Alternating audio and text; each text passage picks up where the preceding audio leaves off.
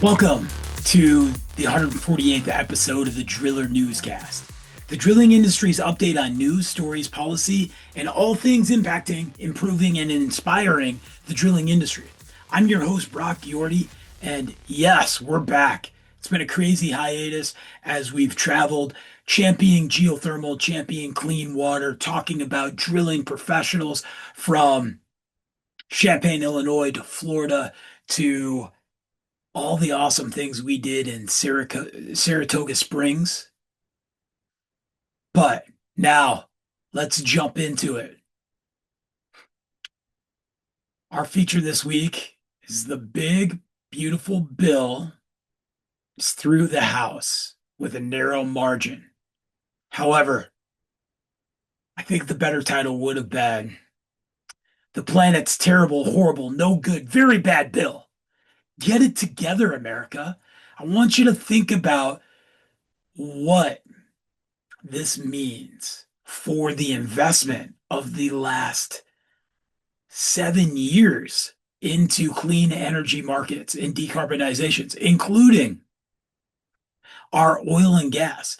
Drill, baby, drill is drill better, drill for the right reasons. And our oil and gas community is even screaming that. So, here's some data as you try to go look for the liftoff report, or you start looking at why the reasoning behind reducing greenhouse gases. All of the pieces that we have here, now that they've slowly been eliminated. Let's go to MIT's Energy and Environmental Policy Group, along with the Rhodium Group, who collects data on this. And here's the real facts.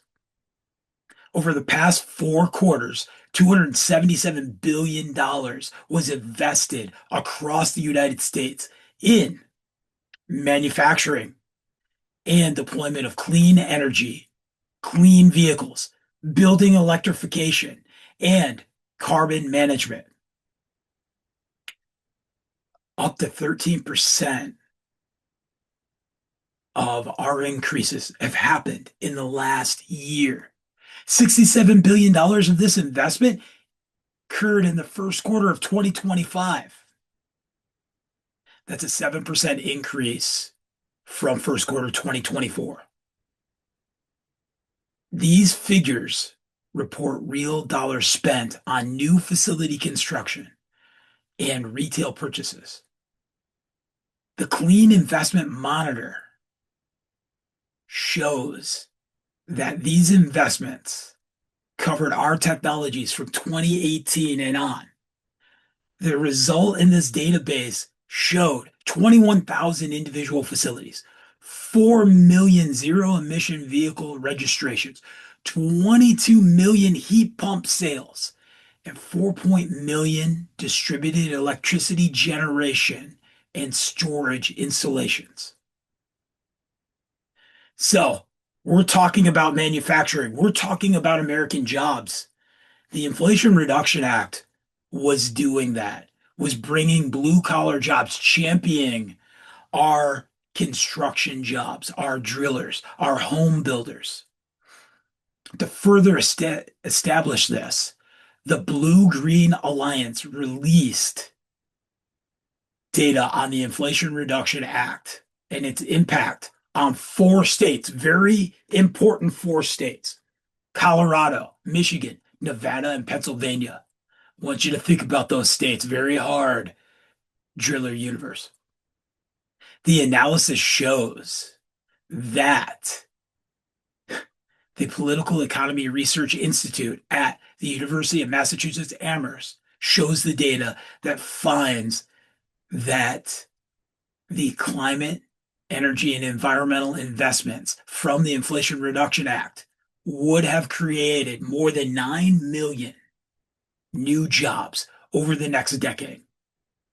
The new jobs report just came out. I want you to think about June to December, where we were 35,000 new construction jobs a month, leading up to November when we slowed down due to winter months and whatnot.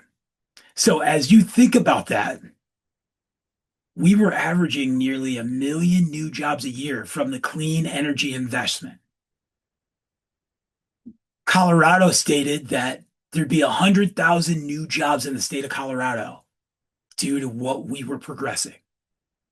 Michigan said 167,000 new jobs, 40,000 new jobs in Nevada, and 200,000 new jobs in Pennsylvania. Unemployment rates low. We're bringing trillions of dollars of manufacturing back. I want you to think right now, industry, how is that going to impact our business as we fight for good, strong employees? Workforce development, insecurity of 200 plus billion dollars of investment. This is why our feature this week is with our Washington correspondent, JJ Smith. We're going to jump right into it. We're going to have a discussion about what he's seeing in DC and this bill and the importance of us getting to our senators and reshaping this the way it needs to be done. Clean energy, clean air, clean water, more drilling as bipartisan. We got to get this back together.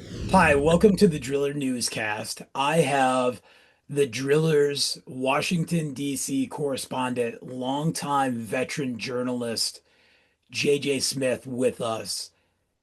Last night, the House passed the big bill, we'll just call it that. Narrow win with a, what was it, JJ? 215 to 214, one vote majority. One vote. And yes, as news travels, the full newscast episode will be several days after this has happened, but we're in the middle of it right now. And the Inflation Reduction Act is in the middle of this. And as we look at home energy efficiency tax credits to geothermal heat pump tax credits, this is a big deal. And you can go to the American Home Builders Association right now and see what they have to say. And the incentives for American people building new homes or updating their existing homes to be energy efficient. Mind you, our goal for 2050 is to stay below 2.5 degrees Celsius. In February, when I was at MIT talking thermal energy networks and geothermal, and I got to talk about the drilling portion of that, it was stated in our current path by 2100, we will be 3.1 degrees Celsius above. What does that mean? No ice caps, extreme weather beyond what we have. And we can see it right now. Are we fighting to decarbonize our country? Or are we just straight fighting extreme weather from tornadoes to floods to all of these pieces? And the Inflation Reduction Act and the federal infrastructure law were in place to build our country, to be the builder generation. So we're going to jump into this because JJ had a great discussion as all of this was coming together. And I'm going to start off with, we've had JJ on the Driller team for over a year now. His knowledge and experience is invaluable. He's a United States Marine, and he has used that bulldog tendency to be in DC for multiple decades now, working around the White House and being in different places, and even having moments of where he shows up to ask the hard questions and they have to remove him. Happened more than once. So, JJ, how is it in DC right now? Right now, I would say um, those the agencies that were implementing the Inflation Reduction Act provisions, as well as the NGOs, they are, I don't want to, they are scared or maybe even terrified because all this money is suddenly is disappearing almost like magic. Um, and I'm glad when you mentioned the Inflation Reduction Act, I was reading the sections of the big beautiful bill overnight, and there's the Inflation Reduction Act, think of all the legislation that has ever been passed in the history of the United States. The Inflation Reduction Act is specifically targeted in this bill. And there are sections that just name it outright, that's what they're going after. Um, and that you mentioned about the increase in temperature. I was at the joint hearing on the energy sections on Tuesday, held by the subcommittee on economic growth, energy policy, and regulatory affairs, and the subcommittee on healthcare and financial services. And the both sides basically were giving whatever justification they could to rescind tax credits for these different programs. But one of the things that was mentioned at least once was that one of them, and I don't remember which subcommittee member it was who said this, but he did say, well, we're probably not going to meet the requirements for the temperature requirements anyway, so might as well cut the money. And that's really what it was. There was they stacked the witnesses with different people from different organizations, such as a gentleman by the name of Ben Lieberman from the Competitive Enterprise Institute, and another gentleman by the name of William McBride from the Tax Foundation. And all they did was they trashed at any opportunity they could to trash any of the tax credits. And then when the hearing was over, I did get I had a brief hearing with the subcommittee chairman, Burleson, and a real surprising thing, I asked them about, because they did geothermal is listed in the big beautiful bill, and they generally talked about energy generally. They did pick out some things such as solar, wind.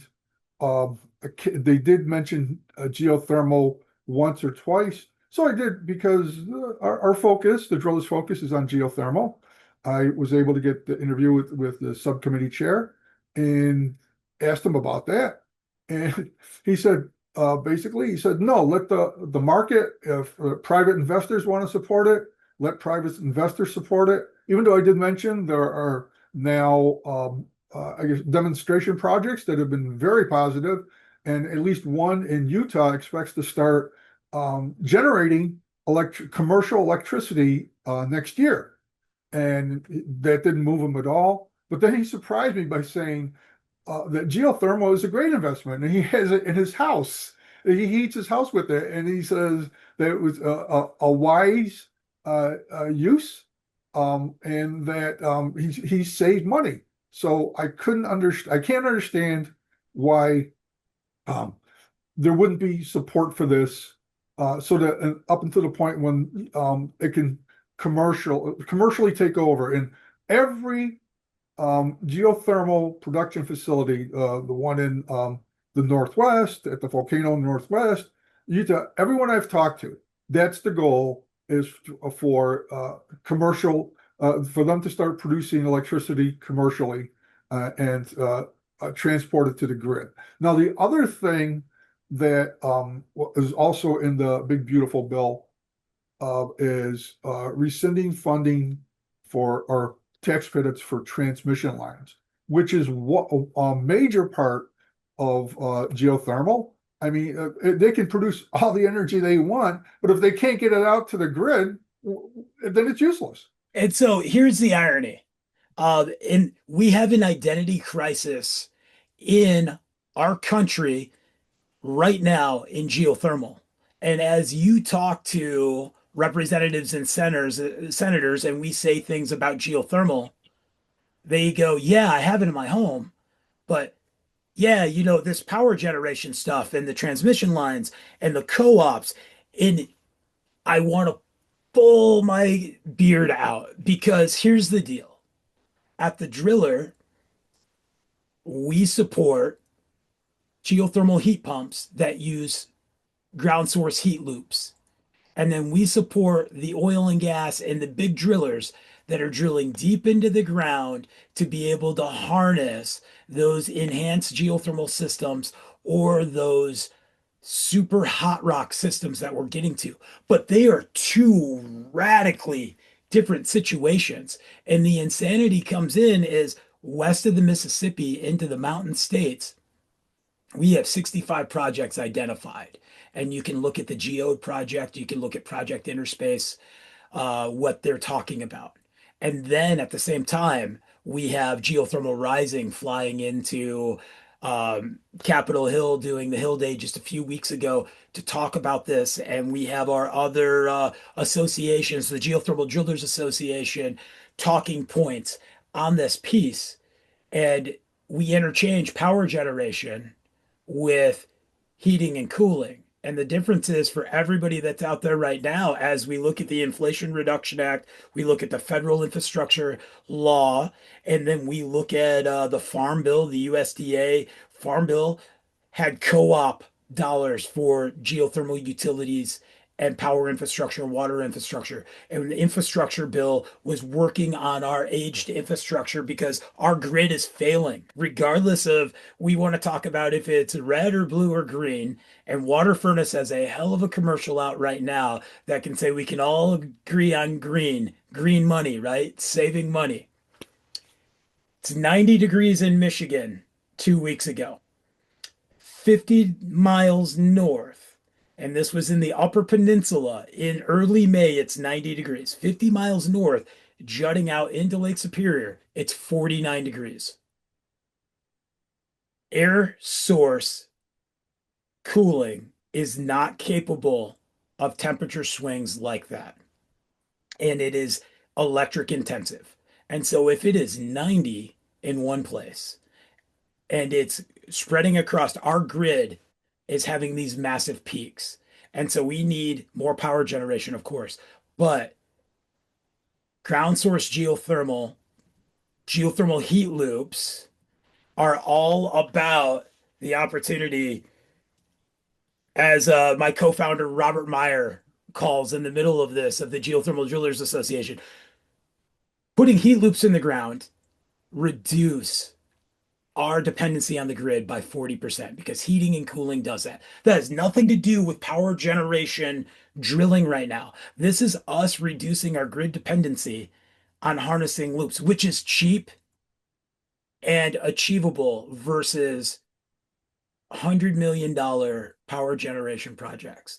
And so if we can't convey, and perhaps there should be a mission out there on what's happening, no pun intended, that geothermal heating and cooling is accessible, equitable heating and cooling.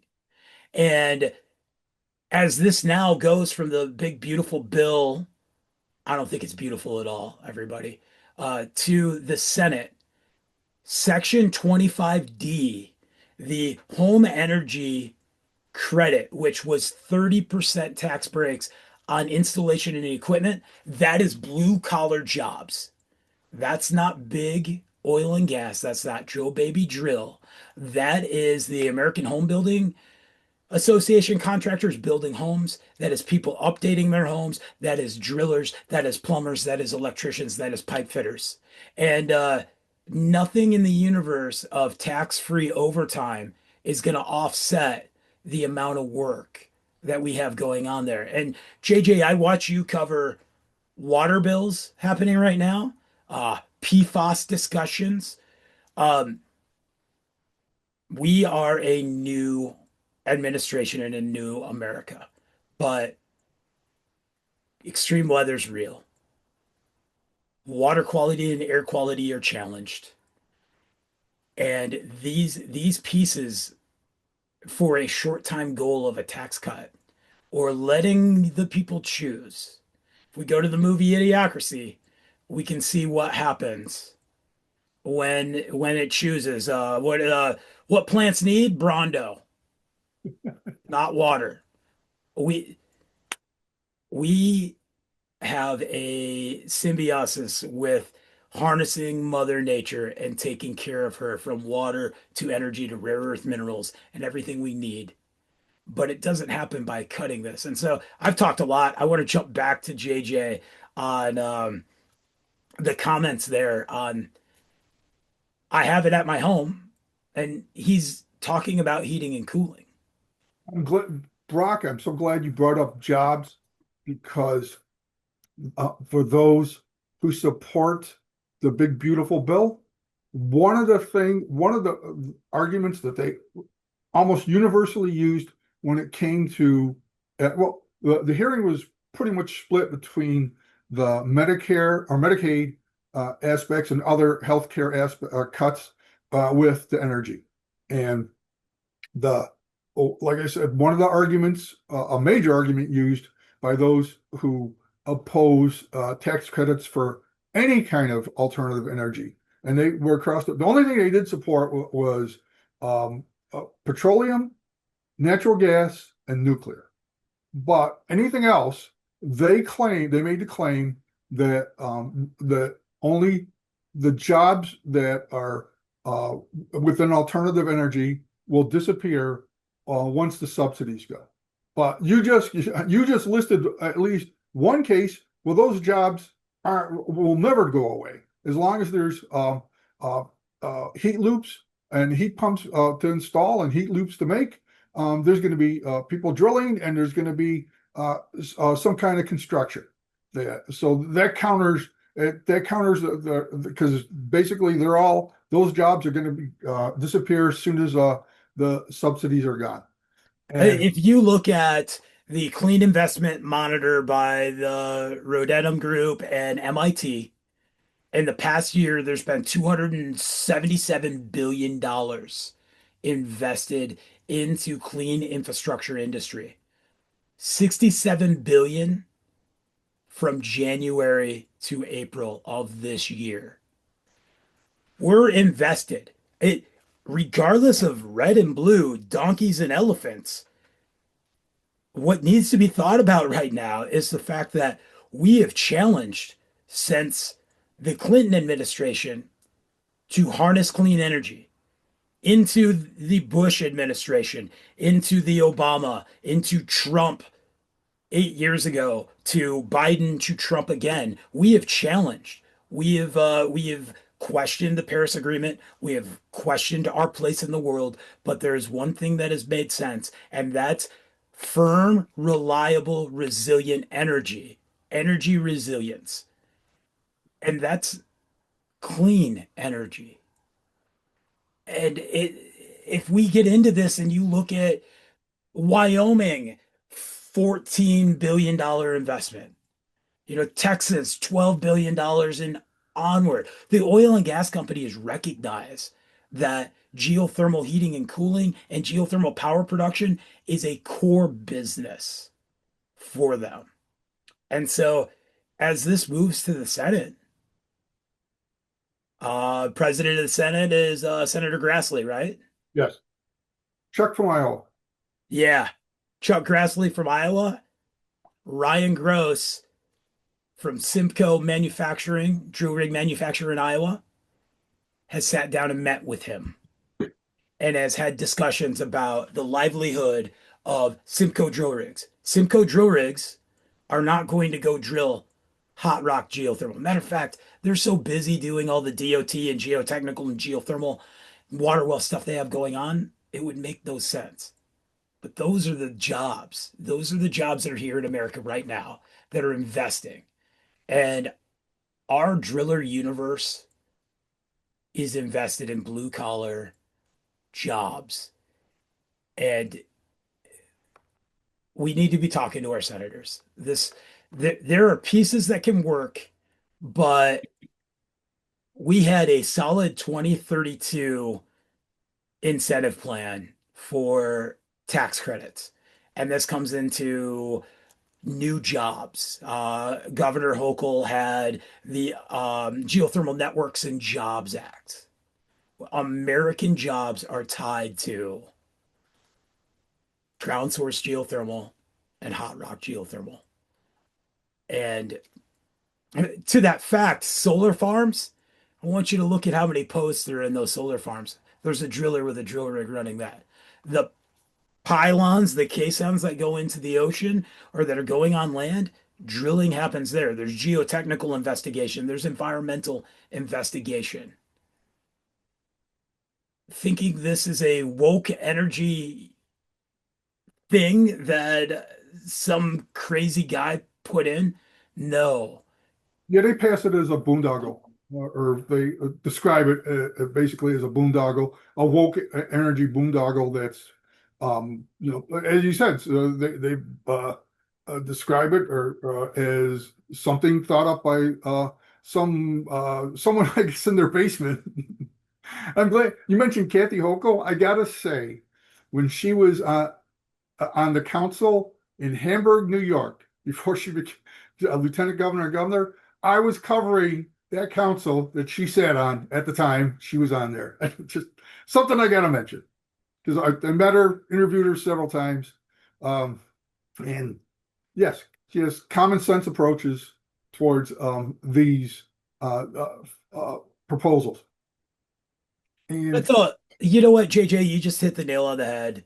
Um, as a Marine and a veteran journalist in DC, watching the shifts, and you've been through how many different presidencies have you been there to cover now? I first started, Reagan was president. So Okay. was there. And then I did some time like I was in prison in Western New York. There was a time with Kathy Hochul, but I came back and Clinton was president when I returned to the Washington area and started covering the federal government again. So since then, And we have different focuses. I grew up in Southwest Michigan, uh, blue collar construction family, very conservative, and understand the shifts and the initiatives. But gutting clean energy, clean air, clean water impacts us all, regardless of where we're going. I guess, unless, Mars is already screwed up. So, if we're heading for Mars, I guess we don't have to worry about that. But I'll tell you what, we still have to be able to drill Mars. And that starts right here in our manufacturing. um, it was uh, I can't remember his name, the astronomer from um, he had a show. Anyways, he said if we can terraform Mars, we can fix Earth. So That'll be a beautiful place to end on. Everything that we're doing right now for battery technology, for pixel farming, for water conservation is 100% focused on colonization outside of our planet. It's the fact that we have some dire situations happening now that we have to take care of. And as we pump greenhouse gas into the atmosphere and we get warmer, Michigan has already used up its allotment for tornadoes. So tell Mother Nature that because the allotment for the tornadoes is done for spring. And if I talk to my co-founder, Robert Meyer, down in Ohio, Delaware, Ohio isn't supposed to get the same chain of storms that Oklahoma and Tornado Alley. And so we have seen a shift. And so we either can work all together to decarbonize as smart as we possibly can, or we can work all together to figure out how to prevent more flooding, more severe storms, tornadoes, and clean things up because those are our options. decarbonization programs, carbon capture and sequester are in the big beautiful bill to be have their tax credits cut. So I don't know what the thinking is. I mean, I would like to be able to understand it, but I can't. Yeah, and that's the last piece. Narrow, we could if it's one vote difference in majority, those who are fighting for their communities and their jobs. And now it's going to become a much smaller pool of the people that we have elected to decide how this goes forward. And frankly, as I look at, The $19 billion that Louisiana has invested in completely changed their economy. To, as you look at the state of Texas and all the great things they're doing, to Wyoming and Utah and Nevada and Iowa and Oklahoma and Tennessee and Virginia and the Carolinas, there's value. And these are jobs for the future. It's Doesn't a seem like no-brainer for anyone's me. thinking about the future. It's it's heavy, JJ, and we appreciate all that you do. It is such a pleasure to get to work with a real journalist instead of us podcasters and drillers that pretend to be journalists. But it's uh thank you so much. And we need to have you on more often. My pleasure. Love to be on more often. It's always a pleasure working with you, Brock. Thanks, JJ. Thank you for joining us for episode 148. I want you to consider, as extreme weather and climate change has been scrubbed from most documents, and Justice 40 communities and environmental justice. Simultaneously, Michigan has had more tornadoes in the spring than they've seen before, the same as the Midwest and the Great Lakes states. If you look at your new expectations for unemployment insurance, there's extreme weather policies in there. We can't have extreme weather policies impacted by greenhouse gas heating up the planet and not talk about how the jet stream has shifted and we're flooding and we're having extreme heat and tornadoes and thunderstorms and extreme cold. We have a responsibility to treat Mother Nature correctly so that we can continue to bring water out of the ground and extract resources and use it as the most firm, smart heating and cooling system out there. This isn't about we set this green energy community up to win over everything else. No, we've realized the greenhouse gas that we're putting into the atmosphere is directly impacting us. And the grid resiliency that we needed from being able to put in geothermal loops, go check out the American Home Builders Association. Look what they're saying about removing the home energy efficiency credits, the geothermal heat pump credits, that 30%. Big business and the ITCs are still there. But your house, your neighbor's house, the opportunity to invest or to improve your home to be more energy efficient isn't about being woke. It's about understanding that we can do things better. And as it's been 90 degrees in Michigan already this year, and we've seen this heat, trust me, we need equitable cooling across the country and across the globe. You can't burn natural gas to effectively cool off your home. You can't burn natural gas and think we're going to effectively cool our homes. Thanks for joining us.